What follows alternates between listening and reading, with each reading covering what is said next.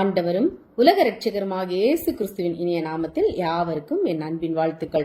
உன்னிடத்தில் ஒப்புவிக்கப்பட்ட அந்த நட்பொருளை நமக்குள்ளே வாசம் பண்ணுகிற பரிசுத்த ஆவியினாலே காத்துக்கொள். 2 தீமோத்தேயு 1:14. தேவன் நம்மை அனுதினமும் அற்புதமாக பாதுகாப்பவராயினும் நம்மிடம் விலை மதிக்க இயலாத ஆவிக்குரிய பொக்கிஷங்களை ஒப்புவித்துள்ளார். அதை பவுல் தீமோத்தேயு காத்து கொள்ளும்படி ஆலோசனை சொல்லுகிறார். ஆதி தகப்பன் ஆதாம் தேவன் கொடுத்த நட்பொருளை காத்துக்கொள்ள தவறினான். ஆதியாகமம் 2:15. விளைவு ஆதாமுக்கும் அவன் வழி தோன்றலாகிய மனிதகுலம் அனைத்துக்கும் மாபெரும் இழப்பு. ஆதாமினால் இழந்து போன அனைத்து நட்பொருளையும் கிறிஸ்து நமக்கு மீண்டும் கொடுத்துள்ளார். அதை கண்மணி போல் காத்துக்கொள்வது நமது கடமை. தேவ ஞானம் நீதிமொழிகள் 3:22. தேவ வசனம் நீதிமொழிகள் 4:21. தேவ கட்டளை நீதிமொழிகள் 7:2. தேவன் கொடுத்த சரீரம் 1 தெசலோனிக்கேயர் 5:23. தேவன் கொடுத்த ஆத்துமா உபாகமம் 4:10. நமக்குள் இருக்கும் தேவாவி எபேசியர் 4:3. தேவன் தந்த விசுவாசம் 2 தீமோத்தேயு 4:7. தேவ ஈவாகிய ரட்சிப்பு வெளிப்படுத்துதல் 16:15. தேவன் கொடுத்த மேன்மை யூதா 6. தேவன் தந்தருளிய குடும்பம் 1 பேதுரு 3:20. இவை அனைத்தும் ஆண்டவர் கிருபையாய் தந்த நட்பொருளாகும். அது காத்து கொள்வது நம்முடைய கடமையாகும். நீதிமொழிகள் 4:23. எல்லா காவலோடும் உன் இருதயத்தை காத்துக்கொள், அதனிடத்து நின்று ஜீவ ஊற்று புறப்படும். வாயின் தாறுமாறுகளை உன்னை விட்டகற்றி உதடுகளின் மாறுபாட்டை உனக்கு தூரப்படுத்து. உன் கண்கள் நேராய் நோக்க கடவது, உன் கண்ணிமைகள் உனக்கு முன்னே செவ்வையாய் பார்க்க கடவது. சிதறடிக்கிறவன் உன் முகத்துக்கு முன்பாக வருகிறான், அரணை காத்துக்கொள். நாகும் 2:1. முந்தைய காலங்களில் அரசர்கள் சத்துருக்களிடமிருந்து நாட்டை பாதுகாத்துக் கொள்வதற்காக தமது பட்டணத்தை சுற்றி மிக உயரமாகவும் அகலமாகவும் கோட்டை மதில்களை கட்டுவார்கள். இதனால் வேறு நாட்டு மன்னர்கள் உட்புகுந்து நாட்டை கைப்பற்ற வேண்டுமாயின் முதலில் கோட்டை மதில்களை உடைத்து பின்புதான் உள்ளே புக முடியும். அதுக்குள் அந்த நாட்டு அரசன் தன் படைகளை தயார் செய்து யுத்தத்துக்கு ஆயத்தமாகி விடுவான். இந்த கோட்டை தான் அரண் எனப்படுகிறது. கைகளினால் செய்யப்பட்ட ஆலயங்களில் வாசமாயிராத. அப்போஸ்தலர் 7:48. ராஜாவாகிய கர்த்தர் நமது சரீரத்தை தமது ஆலயமாக்கி அரண்மனையாக்கி அங்கு வாசம் செய்கிறவராயிருக்கிறார். நீங்கள் தேவனுடைய ஆலயமாயிருக்கிறீர்கள். 1 கொரிந்தியர் 3:16.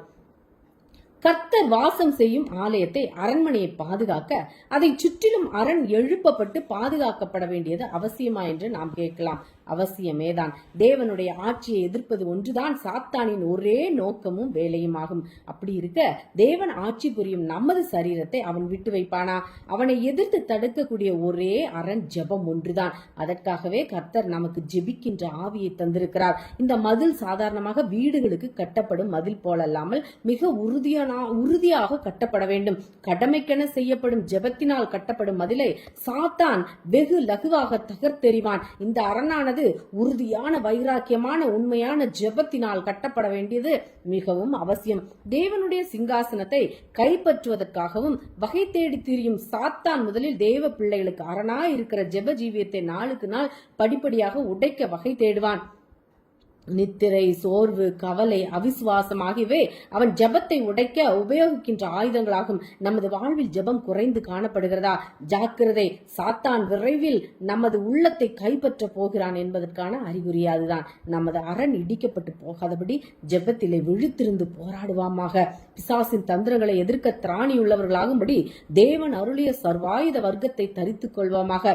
உள்ளான மனுஷனை பலப்படுத்தி யுத்தத்துக்கு ஆயத்தமாக்குவோமாக.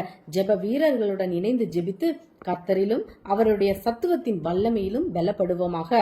எல்லா காவலோடும் உன் இருதயத்தை காத்துக்கொள், அதனின்று ஜீவ ஊற்று புறப்படும். 2 விவசாய நண்பர்கள் இருந்தனர். அவர்களிடம் தரிசாய் போன விளைநிலம் இருந்தது.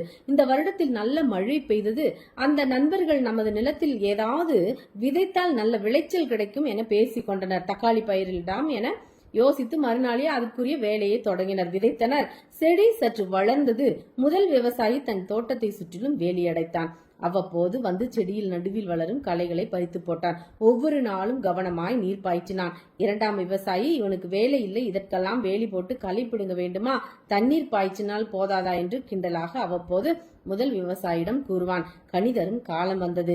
2 தோட்டத்திலும் காய் காய்த்தது, குலுங்கியது. தினமும் மாலை இருவரும் தோட்டத்தை பார்வையிடும் போது இரண்டாம் விவசாயி, நான் வேலி அடைக்கவில்லை, களை பிடுங்கவில்லை, ஆனாலும் என்னுடைய தோட்டமும் நன்றாக காய்ந்திருக்கிறது தானே, நீ வேலி அடைத்து உன் பணத்தையும் களை பிடுங்கி உன் நேரத்தையும் வீணாக்கிவிட்டாய், நீ வெட்டி வேலை செய்திருக்கிறாய் என்று ஏளனம் செய்தான்.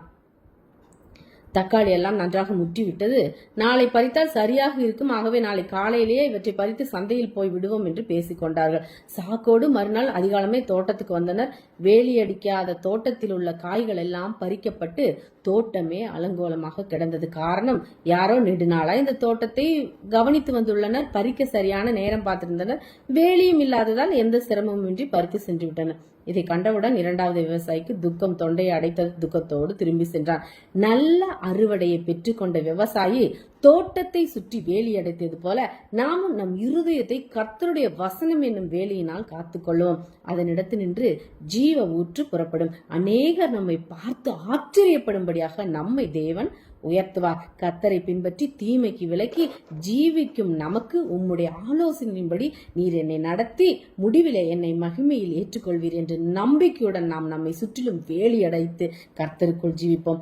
அப்பொழுது தேவனே நடத்தி முடிவில் நம்மை ஏற்றுக்கொள்வார். தேவன் இந்த வருடம் முழுவதும் நம்மை பாதுகாத்து ஜீவன், சுகம், பலன் எல்லாம் தந்து இந்த வருடத்தை கடக்க செய்ததுக்காக நாம் இனி புதிய வருடத்துக்குள் பிரவேசிக்க போகிறோம். தேவனுக்கு நன்றி சொல்லி நாம் ஜெபித்து கொண்டே இருப்போம். தேவன் தாமே உங்கள் யாவரையும் இந்த வார்த்தையின் மூலமாக ஆசீர்வதிப்பாராக. ஆமேன். அல்லேலூயா. Praise God. அல்லேலூயா.